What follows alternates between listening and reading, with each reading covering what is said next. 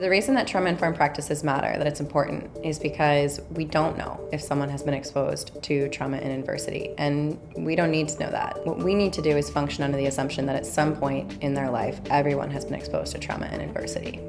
It's like a universal precaution, like hand washing.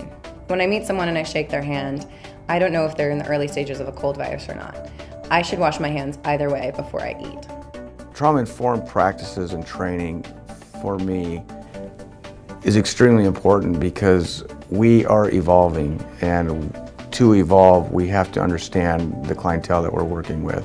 And if we continue doing things like we have done them in the past, we are just going to keep hitting our head against the wall. Law enforcement has evolved into more of a protector, understanding the emotional needs of people that you might be arresting, the emotional needs of people that you work with. Law enforcement's a little behind, and we're catching up, but understanding that being a police officer is not about going out and just arresting people, trying to figure out what makes somebody tick and applying, whether it be a program, whether it be just a personal touch to that person's life. That sometimes in law enforcement you're dealing with people at their very worst. What I'm seeing now with this training we're talking about is the ability to kind of label.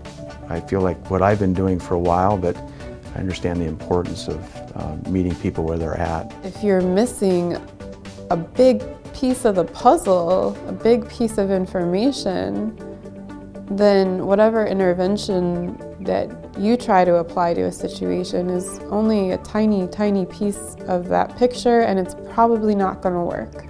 When a community can understand trauma, I think that it provides space for folks to understand their own health better in that context, with that lens of not what's wrong with me, but what happened to me.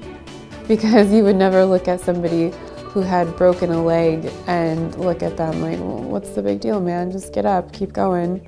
We are a childhood education program, so we are here to prepare children for kindergarten, and so that's a lot of them is like it's their first experience to anything that has to do with education.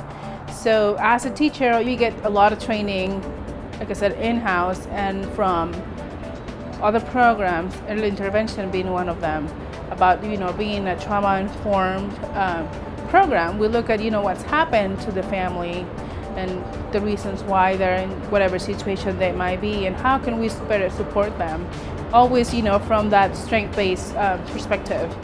What I think Robert Wood Johnson Foundation is interested in is how communities and networks function together to implement trauma-informed practices and create a culture of resilience within communities. So what they're looking for are the things that worked and the things that didn't, so that as other communities try to implement trauma-informed practices and create cultures of resilience, they're not recreating the wheel. It's different here. It's not siloed in the same way that other communities approach the vulnerable population and also the effects of trauma. The project is not just trauma-informed care, trauma-informed practices, but it's also resiliency in the Gorge. I mean, that's the part that means something, because it's about finding resources, that you're not broken because you've experienced trauma.